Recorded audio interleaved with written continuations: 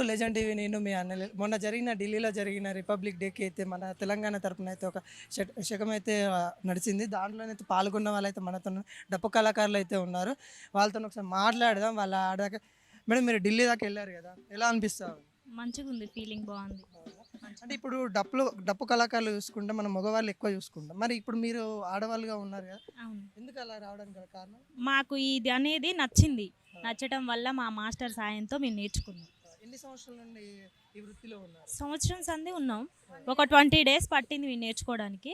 ఆటోమేటిక్గా ఇక ఈ ప్రోగ్రామ్స్కి పోవటం అది అన్నీ జరుగుతున్నాయి. ఇక ఢిల్లీ మీరు ఢిల్లీకి వెళ్ళారు కదా, గవర్నమెంట్ ఎటువంటి ప్రోత్సాహం ఇచ్చింది మీకు? మంచి ప్రోత్సాహాన్ని ఇచ్చింది.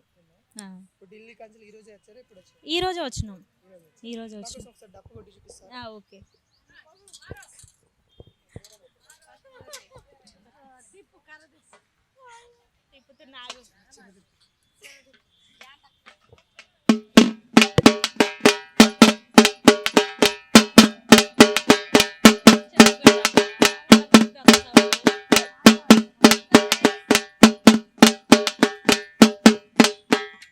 మీరు డప్పు కొట్టే సందర్భంలో కానీ, మీరు లేకుంటే మీరు ఎక్కడికన్నా ప్రోగ్రామ్ చేసే సందర్భం ఎదుర్కొన్న బాధలు ఏమన్నా ఉన్నాయా? ఉన్నాయి, చాలా వరకు ఉన్నాయి.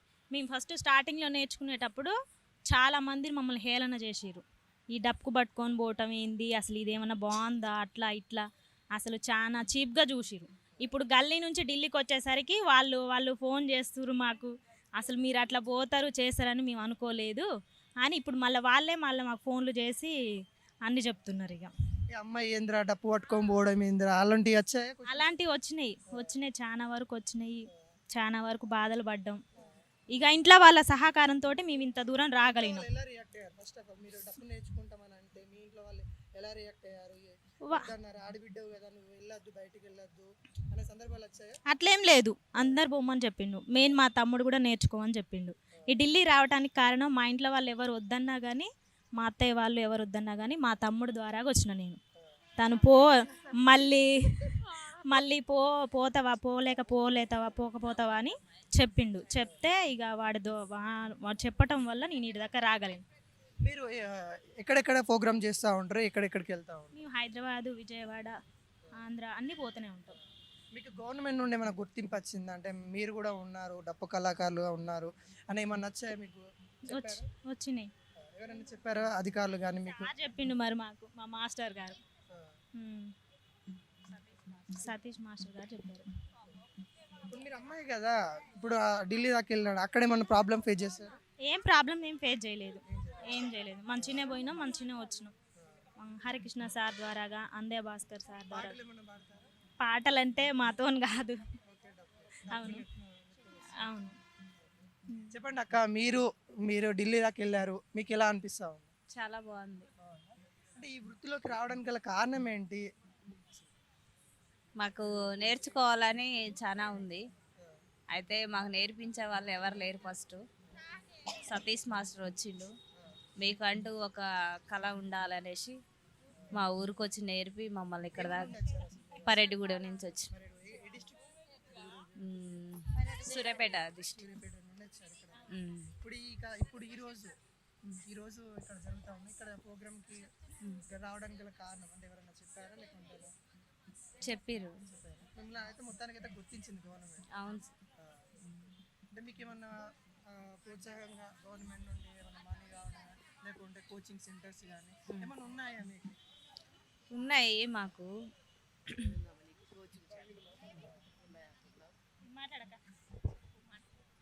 ఇప్పుడు మీరు ఢిల్లీకి వెళ్ళారు కదా, మీరు ఢిల్లీకి వెళ్ళి వచ్చారు. ఇప్పుడు మీరు అంటే ఊళ్ళల్లో ఉండే మీరు ఢిల్లీ దాకా వెళ్ళారు, గ్రామాల్లో ఉండే వాళ్ళు ఢిల్లీ దాకా ఎలా అనిపిస్తావు?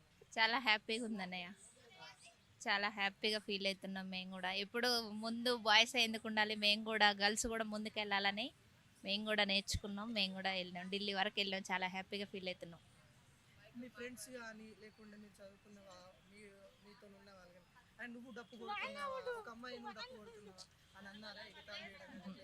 అంటే మామూలుగా గర్ల్స్ మీరు కొట్టడం ఏందే అన్నారు మా ఫ్రెండ్స్ వాళ్ళు వీళ్ళు కూడా. కానీ చెప్పినాం బాయ్స్ ఎందుకు ఉండాలి, గర్ల్స్ కూడా నేర్చుకోవాలని చెప్పేసి నేర్చుకున్నాం. వెళ్ళినాం ఢిల్లీ, విజయవాడ, నెల్లూరు అవన్నీ ఆంధ్ర ప్రోగ్రామ్స్ అన్నీ చాలా వరకు వెళ్ళినాం అన్నయ్య. అంటే ఇప్పుడు మీరు కొంతమంది ఉంటారు కదా అమ్మాయిలు డప్పు కొడతారు, వాళ్ళు ఉంటారు కదా, వాళ్ళకి ఏమన్నా చెప్పాలనుకుంటే ఏం చెప్పాలి? ఏం చెప్పాలనుకున్నాం అంటే ఏం చెప్పినాం, మంచిగా ఇంట్రెస్ట్గా ఉంది డప్పు. ఫస్ట్ వాళ్ళు కొడుతుంటే నేర్చుకున్నాం, ఇంట్రెస్ట్గా అనిపించింది, మేము కూడా నేర్చుకోవాలనుకున్నాం, ప్రోగ్రామ్స్ చేస్తున్నాం. మీరు ఎదుర్కొన్న ప్రాబ్లమ్స్ ఏమైనా ఉన్నాయా? ఆ, చాలా చాలా చీప్గా చూసిరన్న, హేళన చేసిర్రు. గర్ల్స్ ఏంది, మీరేంది, ఆడవాళ్ళు ఏంది, డప్పులు కొట్టడం ఏంది అన్నారు. కానీ ఇప్పుడు వాళ్ళే హ్యాపీగా ఫీల్ అవుతున్నారు. గర్ల్స్ అనేది ఢిల్లీ వరకు పోయిర్రు అంటే చాలా హ్యాపీగా ఫీల్ అవుతున్నాం. మా మాస్టర్ అమరవరపు సతీష్ అన్నయ్య. సార్ మీరు మాస్టర్గా ఉన్నారు, ఇంతమందికి నేర్పించారు మీరు, వీళ్ళకి నేర్పించాలని మీకు ఎలా అనిపించింది? అసలు వీళ్ళు మీ దగ్గర రావడానికి గల కారణం? అయితే వాస్తవంగా అన్న వాళ్ళతో మాట్లాడేది, మీ నెంబర్ తీస్తే నేను మాట్లాడి మీ రిఫర్ పంపిస్తాను. అమ్మ ఇప్పుడు మీరు ఎలా అనిపిస్తుంది వృత్తిలో ఉన్నందుకు, మీకు ఎలా ఫీల్ అవుతాం? మాకు చాలా సంతోషంగా ఉంది సార్. మేము ఇలా పోతాం, ఇలా ప్రోగ్రాలు చేస్తామని మేము అసలు అనుకోలేదు. అయినా మాకు అన్నీ అనుకూలంగా జరిగినాయి. మేము అనుకున్నది గట్టిగా సాధించినాం సార్. మేము ఇట్లా ఢిల్లీ పోతాం, ఇట్లా ప్రోగ్రాం చేస్తామని అనుకోలేదు.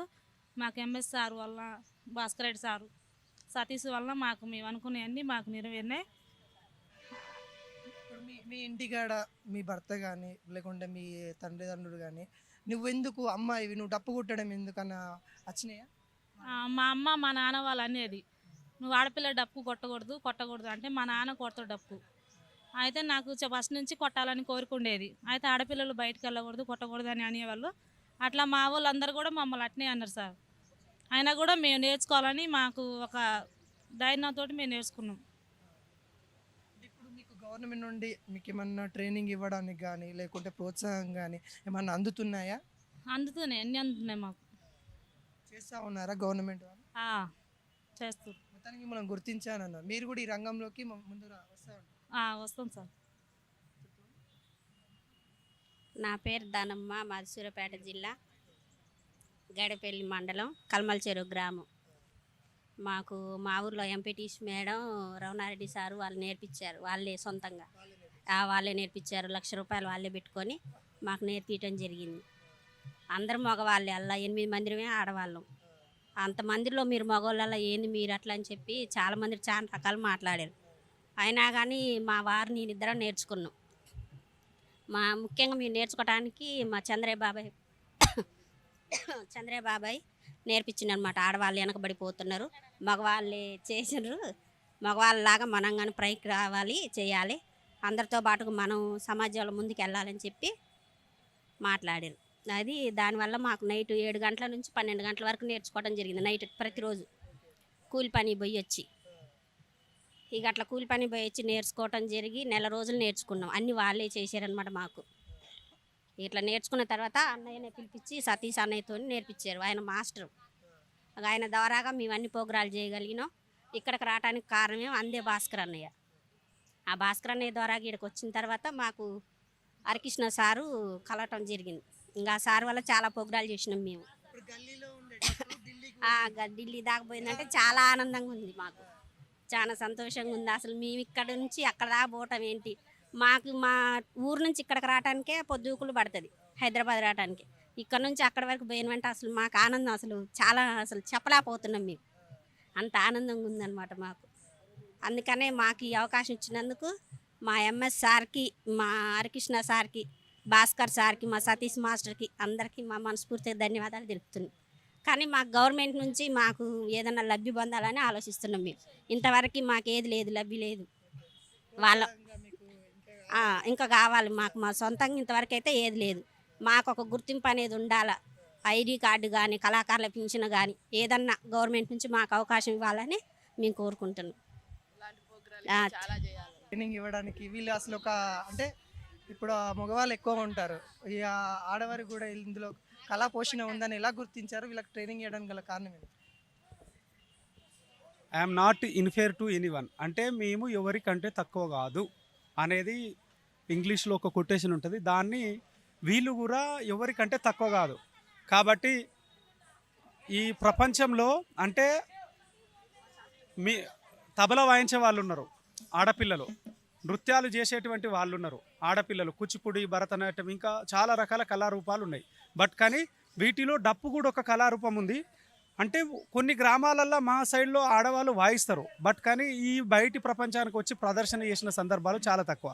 కాబట్టి ఈ యొక్క సందర్భంలో నేను డిగ్రీ ఉన్నప్పటి నుండి కానీ, లేకపోతే అరుణోదయ సంస్కృతి సమాఖ్యలో కానీ, దరువులో కానీ పనిచేస్తున్న క్రమంలో మేము ఆడపిల్లలకు కూడా డప్పులు నేర్పించిన సందర్భాలు. కాబట్టి ఆడపిల్లలు స్కూల్ ఎడ్యుకేషన్ నుండి లేదా ఫైన్ ఆర్ట్స్ రూపంలో మేము ఒక ప్రపోజల్ పెడితే ఇప్పుడు కొన్ని స్కూళ్ళల్లో చిన్నప్పటి నుండే వాళ్ళకు డప్పు కానీ అన్ని ఇన్స్ట్రుమెంట్స్ కావడం నేర్చుకోవడం జరుగుతుంది. కాబట్టి తెలంగాణ వచ్చిన తర్వాత భాషా సాంస్కృతిక శాఖ సౌజన్యంతో డాక్టర్ మామిడి హరికృష్ణ సార్ గారి నేతృత్వంలో ఇక్కడ కొన్ని వర్క్షాప్ పెట్టి ఆడపిల్లలకు కూడా పిరమిడ్స్లో అబ్బాయిలు మాత్రమే పైకి ఎక్కువ కొట్టే సంస్కృతి ఉండే దాన్ని మేము కొంచెం దూరం చేసి ఇక్కడ మొట్టమొదటిసారిగా లలిత కళా తోరణంలో కావచ్చు, లేకపోతే సంగారెడ్డి తారా డిగ్రీ కాలేజీలో కావచ్చు, లేదా అంటే మిరిదొడ్డిలో కావచ్చు, లేకపోతే ప్రభుత్వ డిగ్రీ కాలేజీ సిద్దిపేటలో కావచ్చు, నేను చదువుకున్న తెలుగు యూనివర్సిటీలో కావచ్చు, చాలామందికి కూడా ఆడపిల్లలకు మాత్రమే అబ్బాయిలకు దీటుగా డప్పులు నేర్పించడం జరిగింది. అన్న ఇప్పుడు వీళ్ళంతా ట్రైనింగ్ చేసే సమయంలో అన్న మమ్మల్ని ఇట్లా అంటారు అన్న నువ్వు ఆ అమ్మాయిలని అట్లా ఎవరైనా చెప్పారా మీకు? ఇలా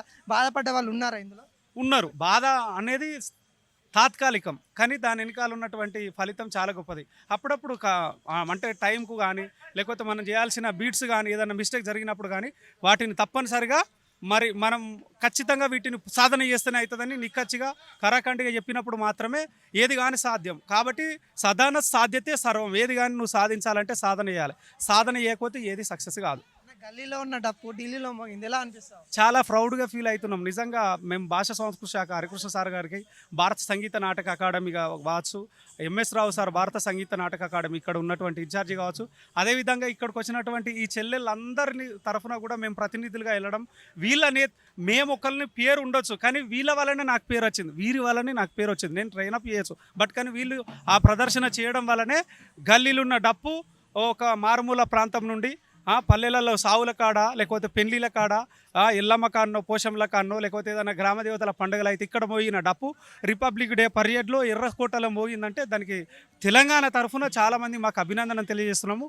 దానికి నేతృత్వం వహించడం నాకు చాలా ఆనందంగా ఉంది. మా తమ్ముడు సతీష్ సహకారంతో, ఈ ఆడబిడ్డలందరి సహకారంతో చాలా సక్సెస్ కావడం జరుగుతుంది. ఇంకో రకంగా చెప్పాలంటే రీసెంట్గా మేము ఈ మధ్యకాలంలో అస్సలైన మూలవాసుల కళారూపాలకు పద్మశ్రీ అవార్డు రావడం జరిగింది. మేము ఆ రోజు కూడా ఒకటి అనుకున్నాం, ఈ అడుగులు ఏవైతే ఢిల్లీ రిపబ్లిక్ డే పరేడ్లో వేసిన అడుగులు ఏవైతే ఉంటాయో వీళ్ళ అడుగులు మన తెలంగాణ నుండి పద్మశ్రీ వచ్చినటువంటి వాళ్ళ అంకితం. ఈరోజు మా ప్రదర్శన కూడా గద్దర్ అన్న, నేను డాడీ అని పిలిచేది గద్దర్ డాడీ జయంతి కాబట్టి ఈ ప్రదర్శన కూడా గద్దర్ డాడీకి ఎర్రకోట నుండి వెంటనే ఎర్రకోట నుండి హైదరాబాద్కు వచ్చి హైదరాబాద్లో ప్రదర్శన చేస్తున్నాం కాబట్టి ఈ ప్రదర్శన కూడా గద్దర్ డాడీకి అంకితం.